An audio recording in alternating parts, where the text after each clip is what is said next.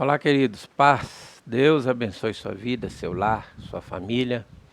Graças a Deus por mais esta oportunidade especial que Ele nos concedeu para nós estarmos aqui juntos nessa tarde para meditar na sua palavra. É um privilégio poder falar com você, transmitir, compartilhar com você aquilo que o Senhor tem colocado em nossos corações. Todos os dias, durante a semana, estamos aqui no canal Versículo do Dia, principalmente às 20 horas, e na página do Facebook, Deus tem uma palavra para você às 21, transmitindo uma mensagem da palavra de Deus para o seu coração.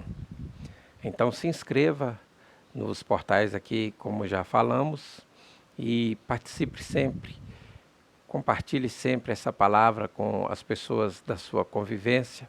Eu tenho certeza que vai abençoar você, porque é a palavra de Deus. É a palavra do Senhor para as nossas vidas. Hoje eu quero convidar você para meditar sobre um homem muito marcante na história do seu povo. Um homem que foi rei da sua nação, que treinou exércitos, que construiu cidades, que uniu todo o seu povo em torno da sua liderança, que durante muitos anos exerceu pessoalmente uma influência positiva sobre o seu povo, e mesmo depois de sua morte, o seu governo, a sua influência continuou sendo sentida pela nação de Israel. Estamos falando, logicamente, de Davi, o rei Davi. A história de Davi nos encanta porque ela traz consigo alguns elementos que são muito chamativos para nós. Ela nos encanta porque a história de Davi é uma história de superação. Quem era Davi? O filho de um camponês, um homem simples, que tinha ali os seus 8 filhos. Davi era o mais novo, se dedicava a cuidar das ovelhas do seu pai. Não era o filho com maior influência, não estava no exército, e de um momento para o outro, aquele pequeno garoto, aquele pequeno adolescente, recebeu a unção de Deus para se tornar o próximo rei de Israel. Imagina o impacto disso na sua família, o impacto que isso trouxe para a cidade de Davi. Então, falar de Davi se torna algo impactante. Por isso, Davi é alguém que superou um monte de limitações, um monte de impossibilidades, e se tornou o mais famoso rei de Israel. A gente se encanta com essas histórias de superação, porque elas nos trazem um pouco de alento. A gente olha para esses grandes heróis, esses grandes homens que superaram tantas impossibilidades, e olha para eles e diz: se foi possível a ele, por que não comigo? Se ele conseguiu, por que eu não conseguiria? Então, a história de Davi chama a atenção por isso. Mas a história de Davi também chama a atenção porque, com todos esses pontos positivos, com todos esses adjetivos maravilhosos, a história de Davi também é a história de um homem que cometeu muitos erros. É a história de um adúltero, de alguém que cometeu as maiores atrocidades, porque pecou com Batseba, a mulher de um dos seus 30 melhores soldados. Alguém que, para manter essa história oculta, mandou matar este homem. Alguém que, além de cometer um pecado de imoralidade gravíssimo, ele tinha também as suas mãos sujas, manchadas de sangue. Alguém que foi deposto do trono por seu filho, Absalão. Aliás, Davi foi um pai muito relapso, um pai distante, ausente dos seus filhos, né? Um pai que não conseguiu administrar bem a sua própria família. Então nós vemos em Davi muitas das nossas aspirações e muitos dos nossos defeitos. Sabe quem é Davi? Um adúltero, um pecador em busca de redenção. Se você se identifica com essa história, então pare um pouco o que você estiver fazendo agora e ouça essa história. Porque eu tenho certeza que assim como Deus deu a Davi outra oportunidade, assim como Davi teve redenção, Deus tem redenção para nós também, que somos pecadores. Eu quero ler aqui o texto de 2 Samuel, capítulo 12. Esse texto é o texto que conta essa história desse grande pecado de Davi, mas eu vou ler apenas o versículo 13, que diz assim: Então Davi confessou a Natã: pequei contra o Senhor. Eu escolhi esse versículo porque ele relata um dos momentos mais difíceis da vida de Davi, que é o momento da sua confissão de pecados. Confessar pecados, admitir culpas, é algo que nem todos estão dispostos a fazer. A gente sempre gosta de falar das nossas conquistas, a gente sempre gosta de contar aos outros as nossas vitórias. Confessar pecados é admitir derrota. E aí a gente não quer falar disso. A gente quer pegar as nossas derrotas e escondê-las, que ninguém as descubra. Mas, queridos, esse texto vai mostrar o quanto isso foi transformador na vida de Davi. O quanto isso trouxe a Davi a possibilidade de ter um recomeço depois de um grande pecado. A unção de Davi como rei de Israel é algo marcante, porque era principalmente inesperado. Eu quero começar lá da unção de Davi para falar a respeito dele.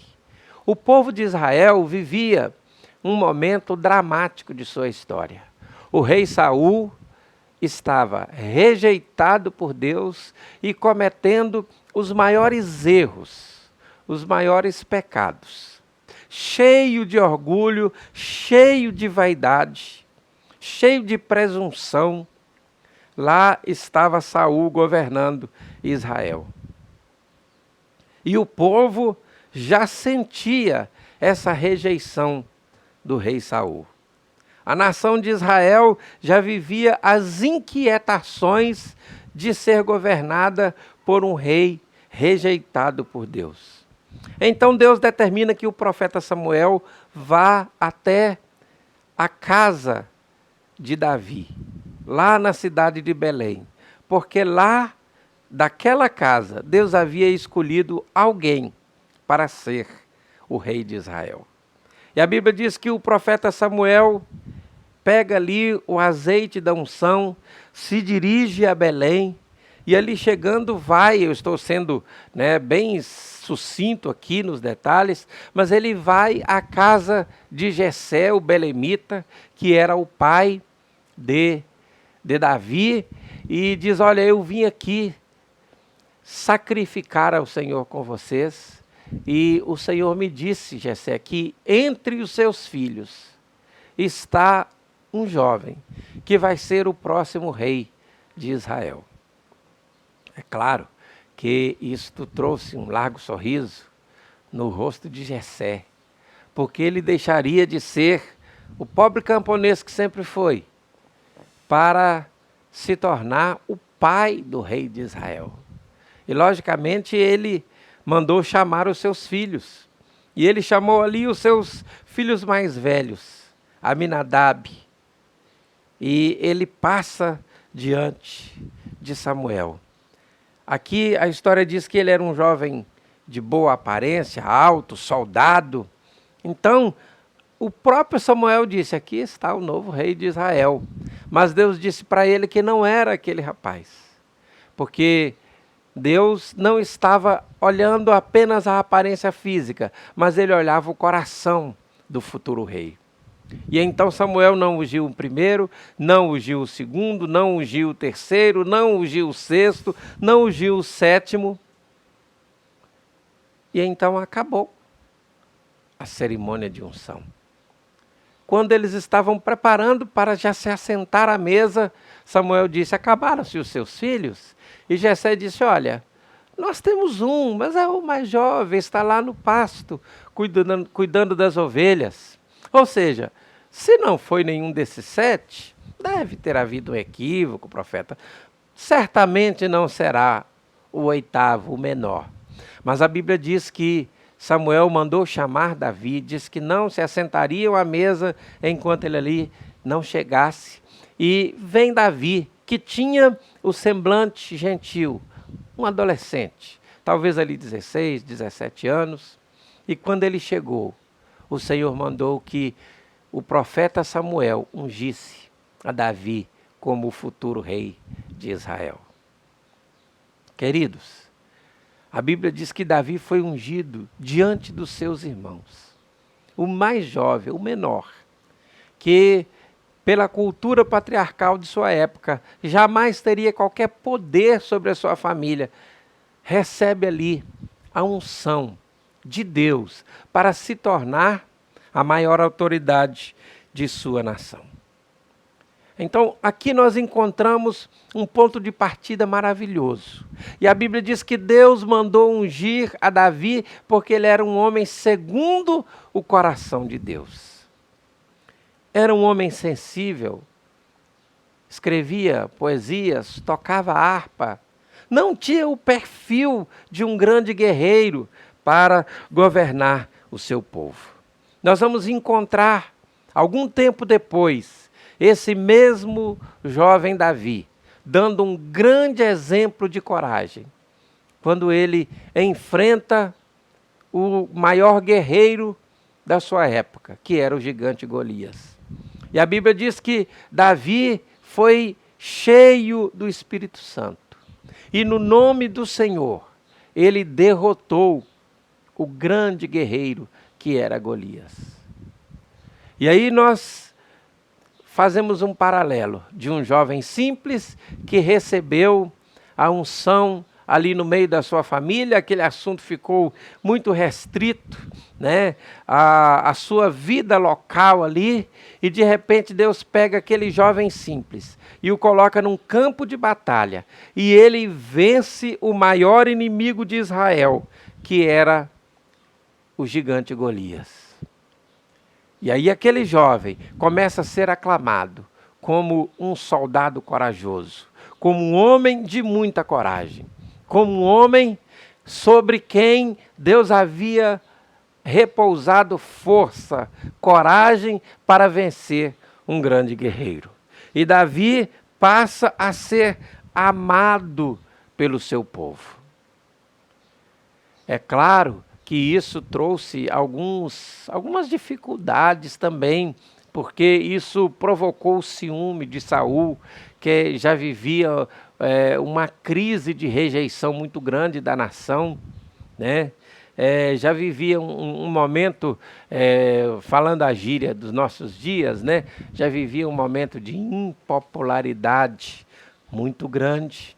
Mas a Bíblia diz que Deus havia escolhido Davi para reinar no lugar de Saul. É bem importante a gente saber que entre a unção e o trono houve um caminho percorrido. Nós temos um momento em que Davi mata o gigante Golias. Depois nós temos um momento em que Davi é convidado para viver no palácio do rei. Ele se torna um grande soldado. Ele se torna o homem de confiança de Saul. A Bíblia diz que Davi guerreava as guerras do Senhor. Davi entrava e saía no meio do povo de Israel. Essas expressões, elas dão a ideia da importância que Davi adquiriu depois de sua unção. Mas ele ainda não era o rei de Israel. E a Bíblia diz que um determinado dia estava passando Davi e Saul, e um grupo de mulheres começou a gritar: Saul matou os seus milhares, mas Davi matou os seus 10 milhares. Então começou a haver uma aclamação do povo em favor de Davi. E isso provocou um ciúme diabólico em Saul.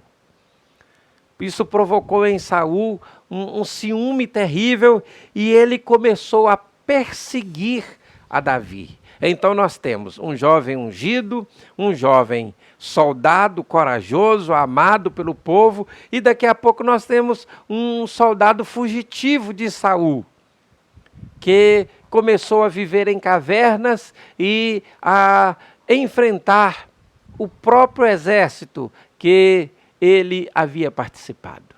Então Davi era um homem que vivia muitos altos e baixos. Mas a história é dinâmica e ela vai passando e chega o momento em que o rei Saul morre em uma batalha.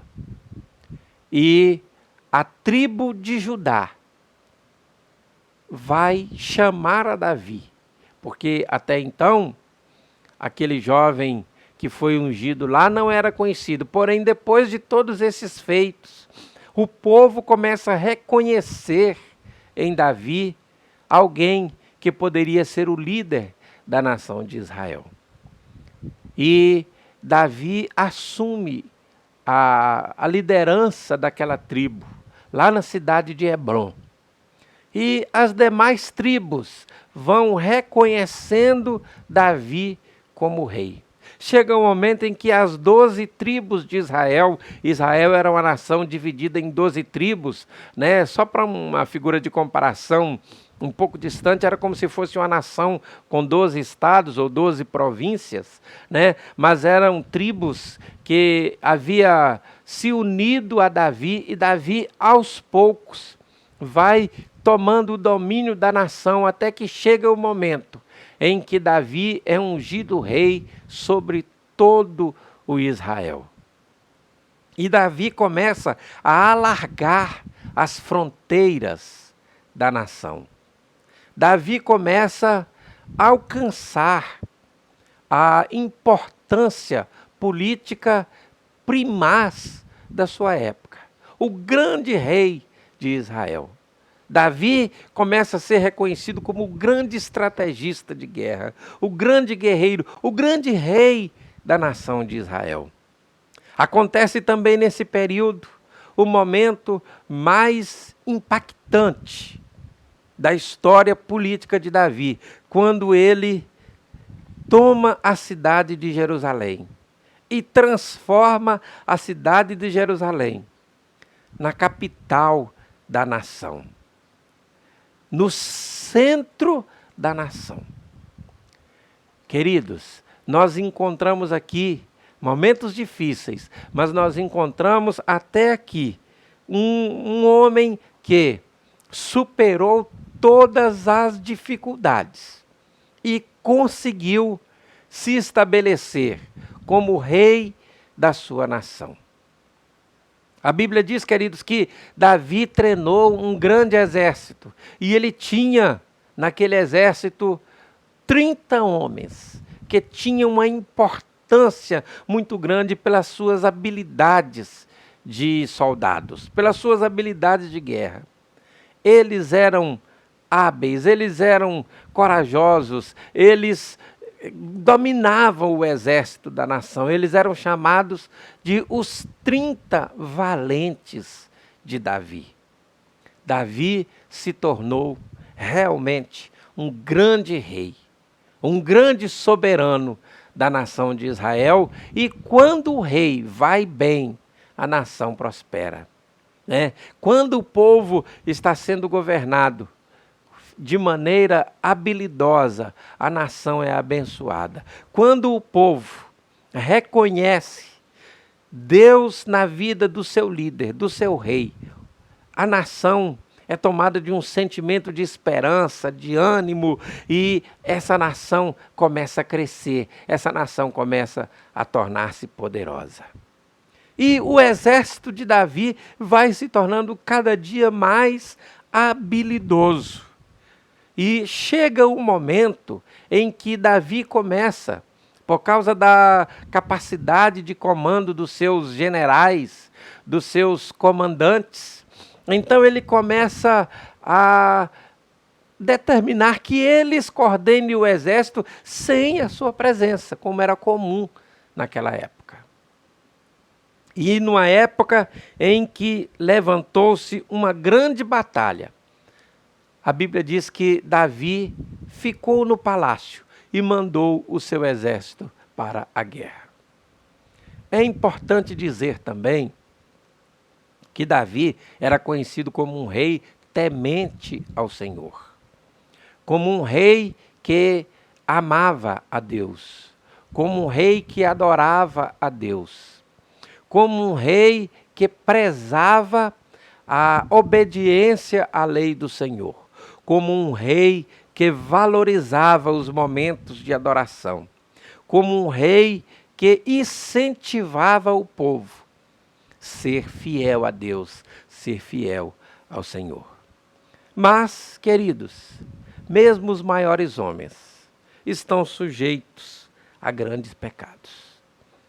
E, como eu disse agora há pouco, nesse tempo em que os reis iam à guerra, mas Davi, por causa das habilidades imensas do seu exército, mandou o exército guerrear e ficou em casa. Nós vamos encontrar aqui um perigo muito grande rondando Davi. Sim, porque Davi sobe à laje do seu palácio, né, a parte de cima do palácio real, e começa ali observar a cidade à sua volta. Era muito comum que no entorno do palácio do rei estivesse também a residência dos seus ministros, dos seus generais, dos seus ministros, dos seus conselheiros. E no meio de todas aquelas casas estava a casa dos 30 valentes de Davi. E entre esses 30 valentes que estavam na batalha estava a casa de Urias, um dos 30 valentes de Davi. E Davi começou a observar e ele viu que a casa de Urias estava aberta. As janelas, o espaço daquela casa estava aberto. E lá dentro estava uma mulher se banhando. Evidentemente, com trajes sumários, trajes mínimos. E ele começou a observar a beleza daquela mulher. Davi já tinha as suas mulheres, mas ele foi tomado de uma cobiça tão grande, de um desejo tão grande, que ele manda buscar aquela mulher e passa a noite com a mulher de Urias, o seu soldado. Um grande homem, um homem vivendo o ápice, vivendo o momento máximo da sua vida. Ele usa o seu poder, usa a sua autoridade, usa a sua capacidade de atrair também, é claro. Porque em nenhum momento a Bíblia diz que ele forçou a mulher de Urias, que se chamava Batseba.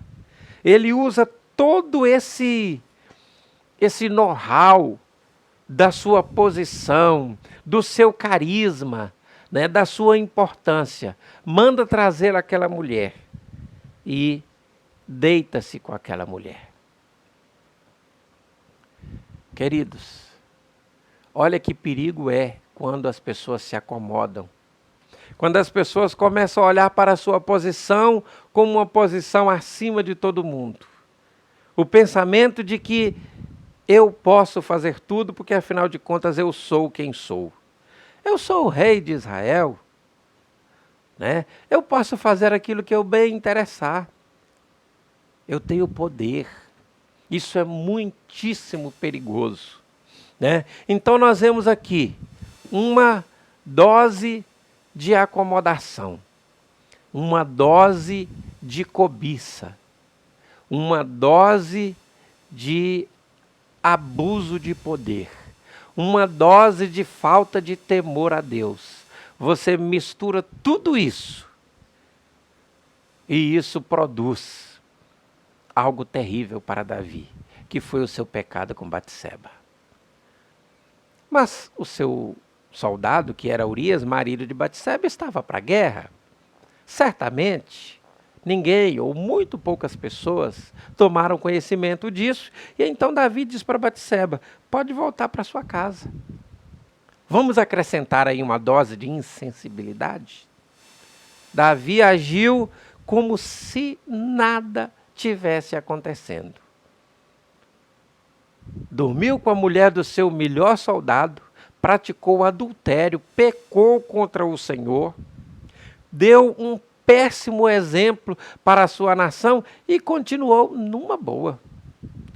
A consciência de Davi não o perturbou.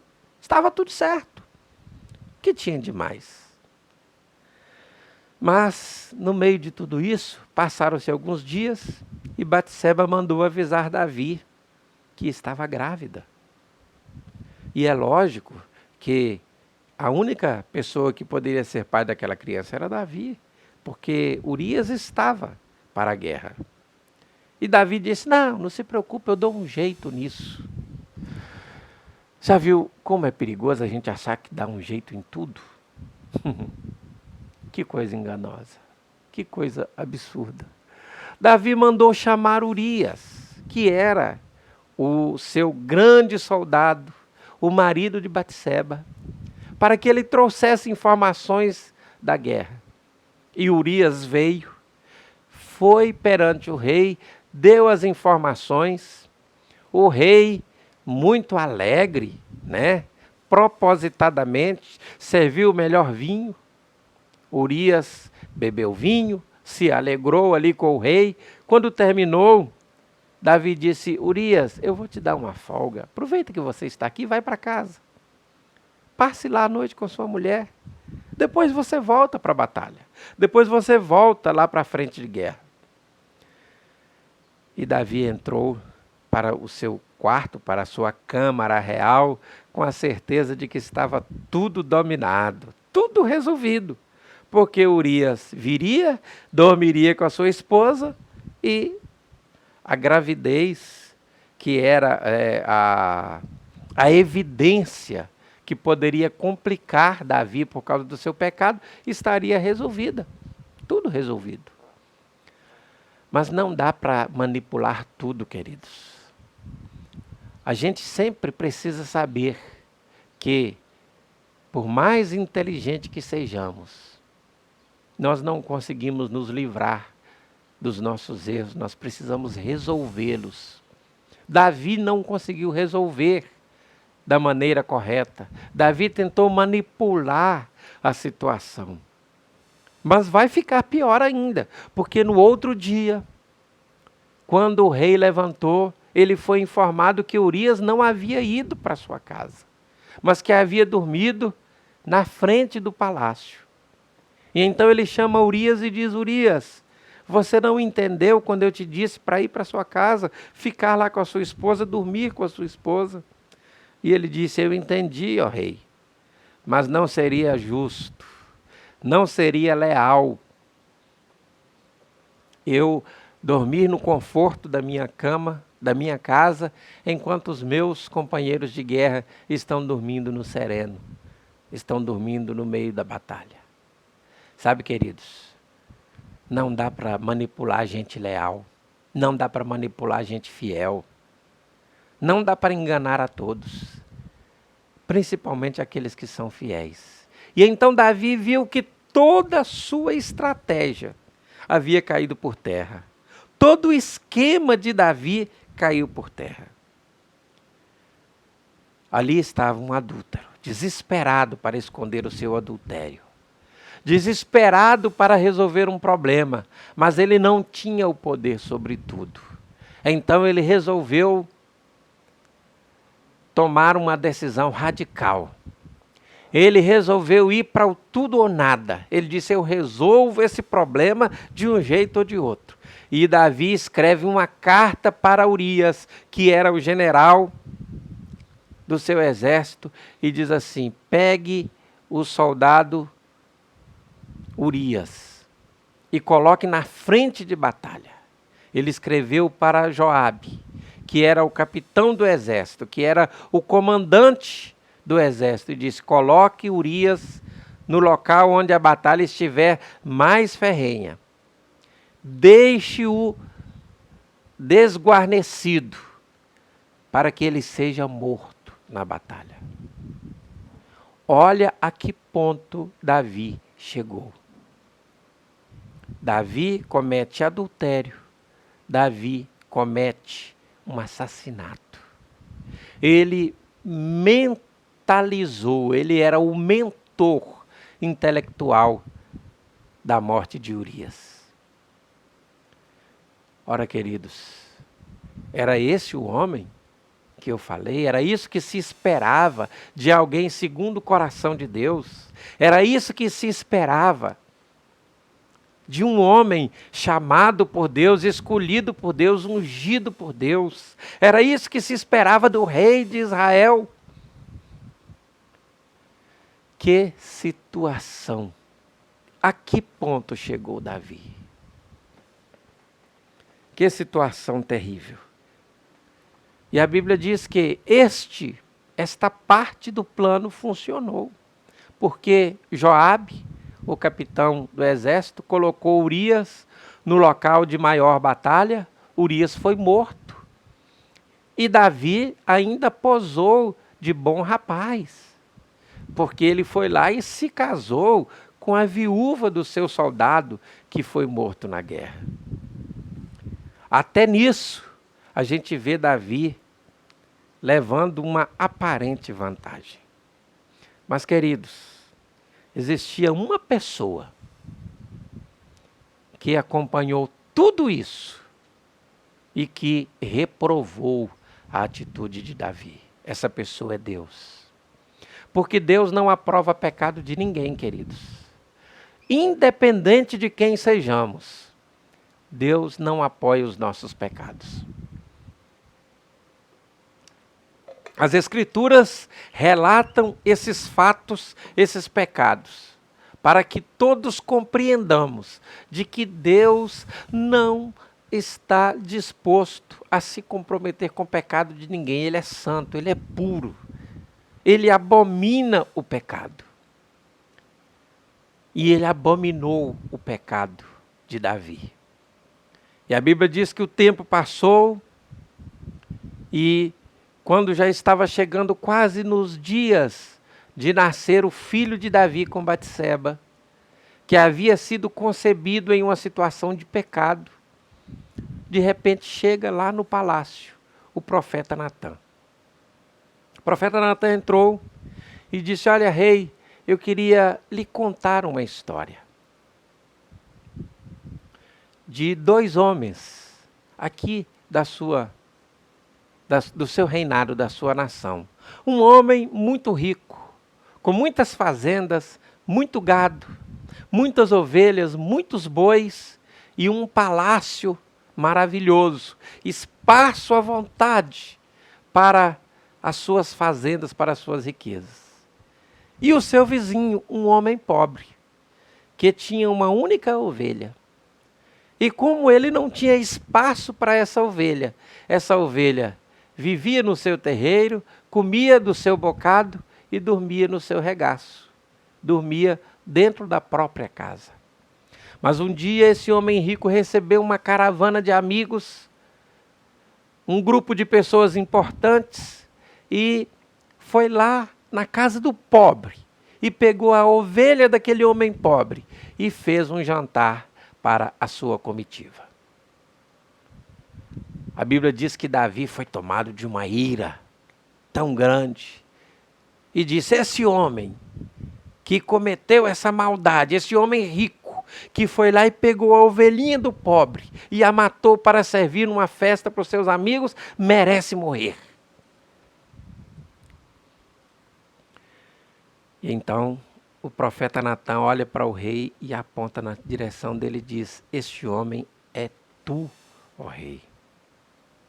Deus te ungiu rei de Israel, te tirou de trás do rebanho do seu pai aquelas poucas ovelhas e te deu o trono de Israel.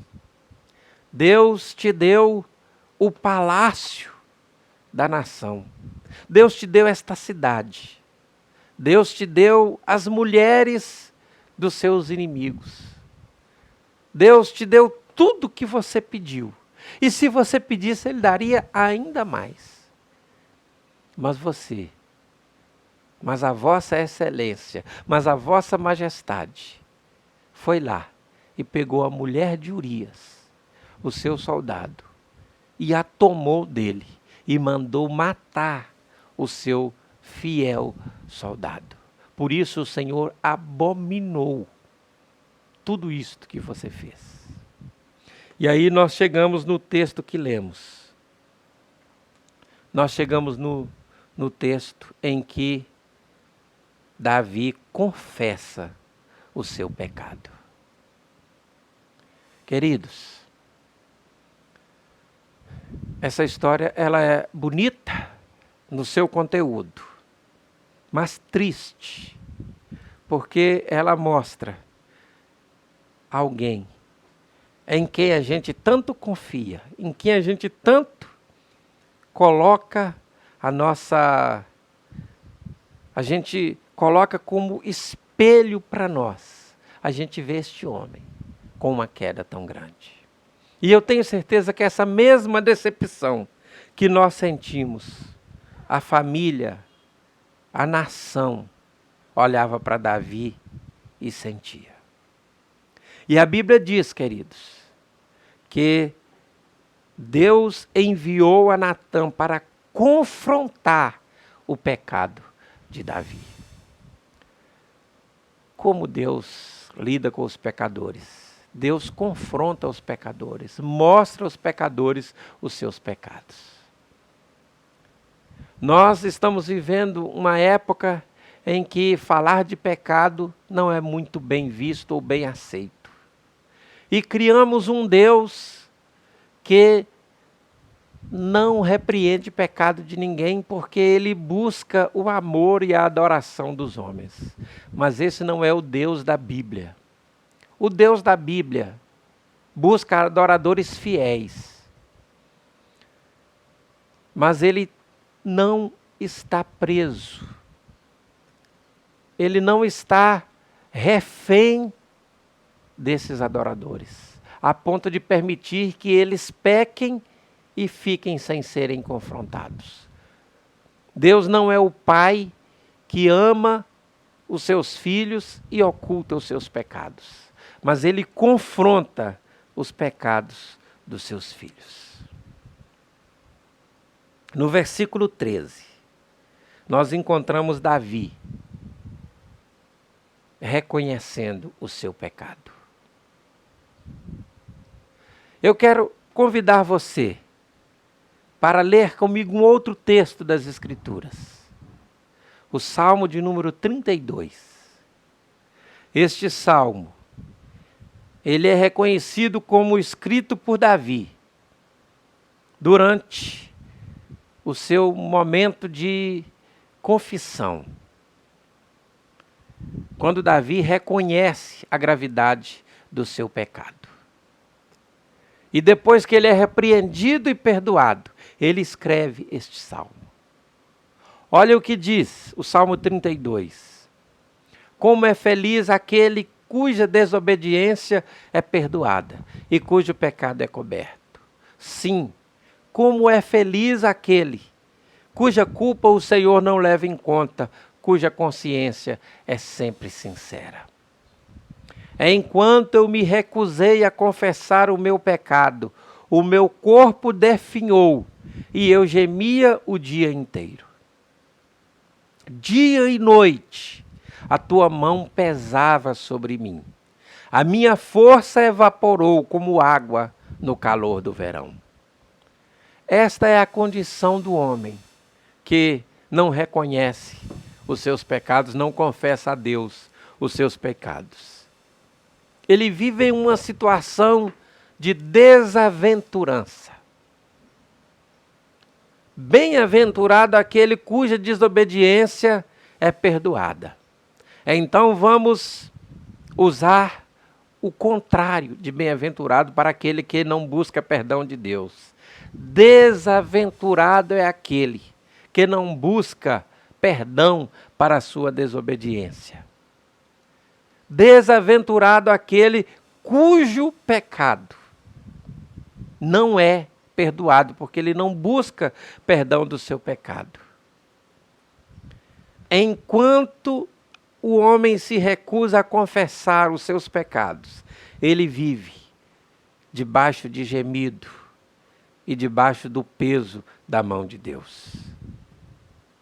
Veja essa declaração de Davi.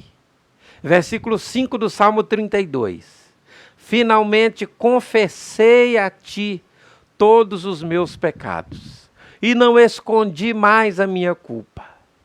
E disse comigo, confessarei ao Senhor a minha rebeldia, e tu perdoastes toda a minha culpa. Nós encontramos aqui Davi reconhecendo que para ser perdoado do seu pecado, foi necessária a confissão dele. Eu quero convidar você que se sente debaixo da mão de Deus por causa de pecados cometidos, a confessar o seu pecado ao Senhor. Se esse pecado ofendeu a santidade de Deus e feriu a sua comunhão com Deus, confesse a Deus o seu pecado.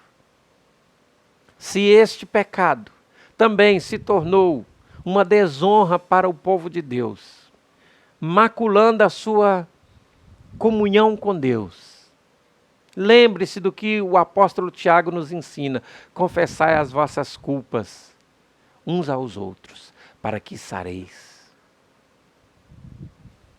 Queridos, o salmista no versículo 8 diz assim, no versículo 6, portanto todos os que forem fiéis orarão a ti enquanto há tempo, para que não se afoguem quando vier a inundação. Pois tu és o meu esconderijo, tu me guardas da aflição e me cercas de cântico de vitória. Davi está exaltando a Deus, porque quando ele orou ao Senhor, ele recebeu perdão, ele recebeu alívio das suas culpas e pôde adorar ao Senhor com cânticos de vitória. O Senhor diz, eu o guiarei pelo melhor caminho para a sua vida, eu lhe darei conselhos e cuidarei de você. Não sejam como o cavalo ou a mula que não têm entendimento e precisam de freios e rédeas para serem controlados. Aqui o Senhor compara o homem do coração impenitente, o homem obstinado, um homem que se recusa a confessar os seus pecados, como um animal que precisa ser controlado por freios e rédeas para que chegue à condição que Deus deseja dele. Então, o que nós encontramos aqui no Salmo 32 é um homem arrependido. Um homem que aceita a repreensão de Deus. Nós ainda temos um outro texto que eu quero convidar você para meditar. O nosso objetivo aqui, queridos, é exatamente este: meditar na palavra de Deus. E essa palavra é que traz alívio para a nossa alma. É essa palavra que por meio do Espírito Santo nos leva a reconhecer os nossos pecados, a buscar o perdão de Deus e recebermos a paz em nosso coração. Olha o que diz o Salmo 51. Tem misericórdia de mim, ó Deus, por causa do teu amor, por causa da tua grande compaixão, apaga as manchas da minha rebeldia. Lava-me de toda a minha culpa, purifica-me do meu pecado. Porque eu reconheço a minha rebeldia e o meu pecado me persegue o tempo todo. Davi viveu um tempo sem paz, de amargura. Nada estava bom para ele. Nada alegrava o coração de Davi. Os músicos tocavam, mas Davi não se alegrava. As festas aconteciam, mas Davi não se alegrava. E a tristeza de Davi não era externa. A tristeza de Davi era de alma. Porque ele vivia um pecado oculto. Ele vivia uma amargura na sua alma.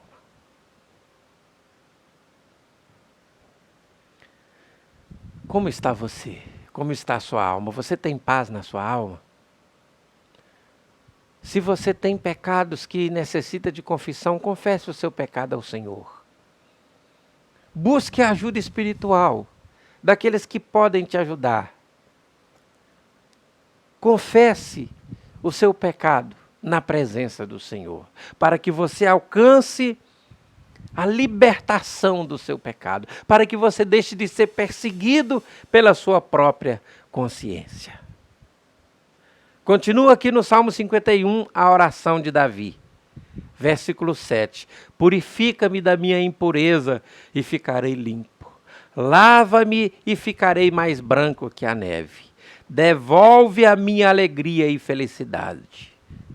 Tu me quebrastes, agora, pois, permite que eu exulte outra vez.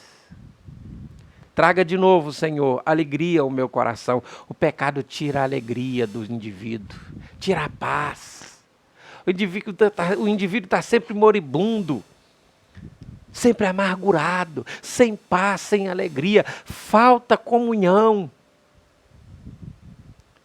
Mas o Senhor Jesus tem redenção para você. Davi aqui é um pecador, um adúltero, que busca redenção dos seus pecados.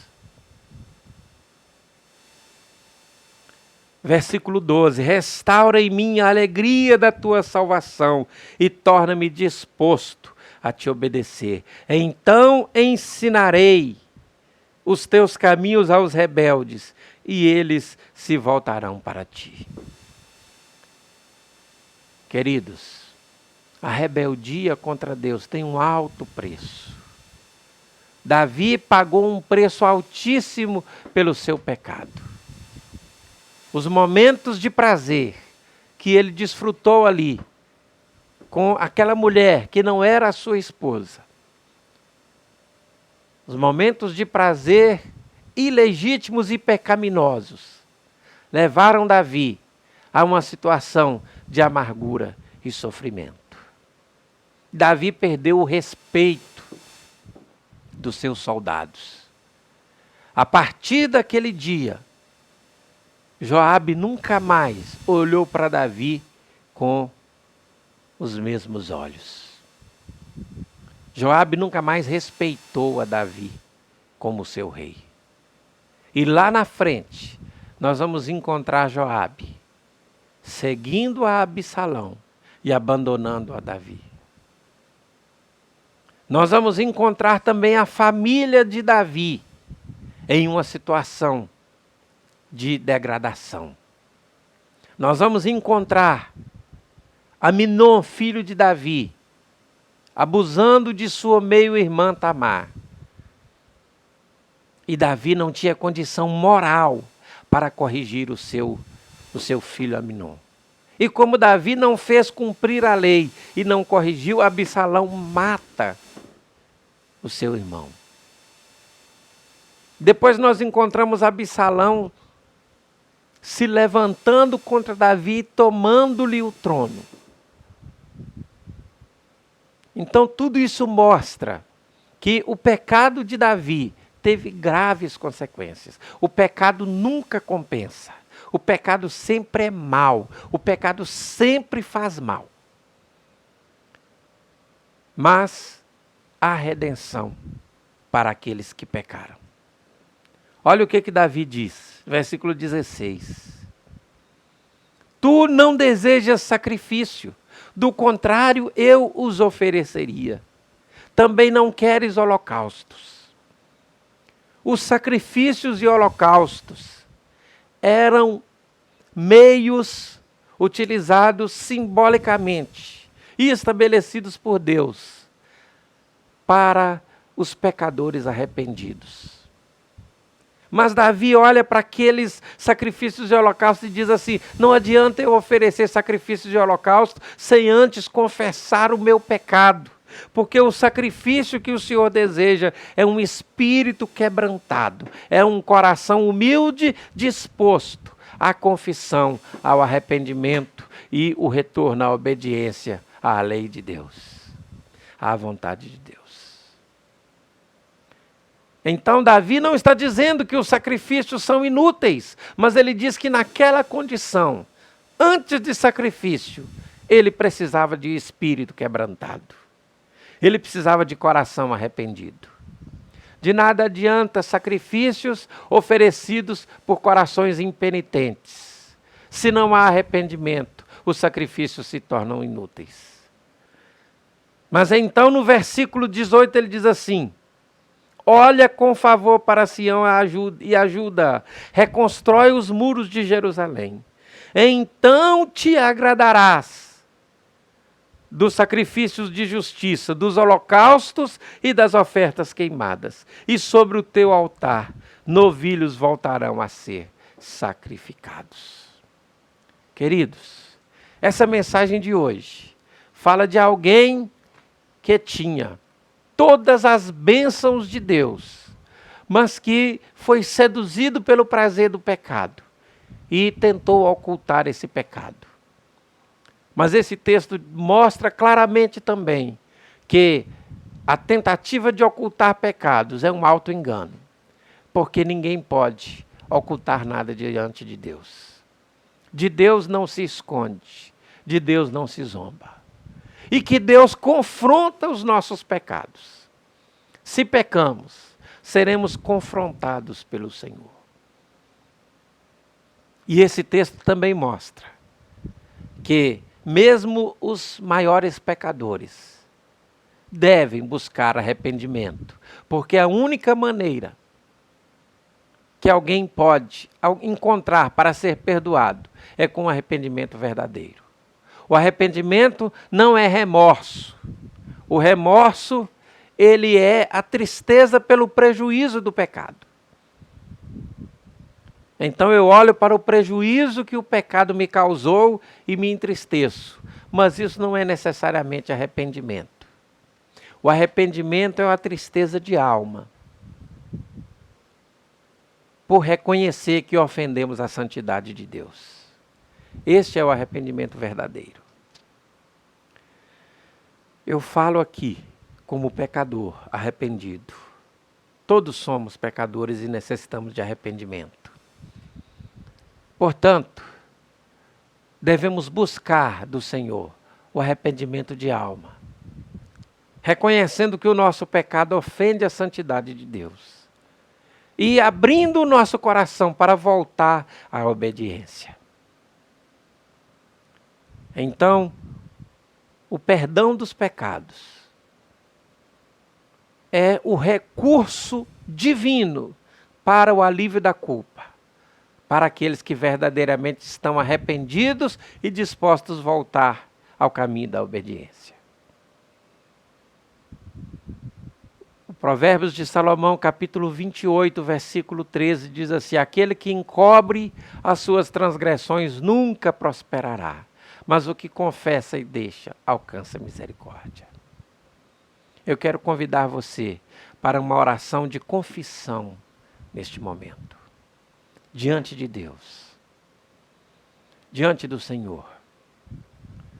Oremos. Pai bondoso, nós te agradecemos porque a tua palavra veio falar aos nossos corações, veio trazer alegria para as nossas vidas, veio trazer ânimo e veio trazer também a conscientização de que nós precisamos viver uma vida de santidade e santificação na tua presença.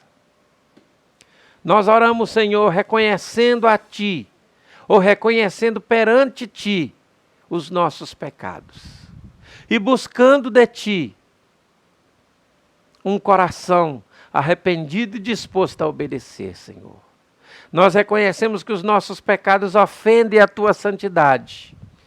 E que o Senhor, embora nos ame, abomina os nossos pecados. Confessamos a Ti, Senhor, e buscamos perdão que vem de Ti, Pai. Somente do Senhor pode vir o perdão, o alívio para as nossas culpas, o alívio para as nossas consciências, Pai. Nós oramos em nome de Teu Filho, que verteu o sangue na cruz para nos purificar dos nossos pecados. Purifica as nossas vidas, Senhor, segundo nos ensina a Tua palavra. Em nome de Jesus. Querido, Deus te abençoe. Muitas bênçãos para você. Que o perdão de Deus chegue para a sua vida. Que você possa buscar ajuda espiritual na igreja onde você congrega. Procure o seu pastor para que te ajude a levantar a sua vida espiritual. Deus tem restauração plena para você. Deus tem bênçãos plenas para a sua vida. Fique na paz e até amanhã, se o Senhor nos permitir.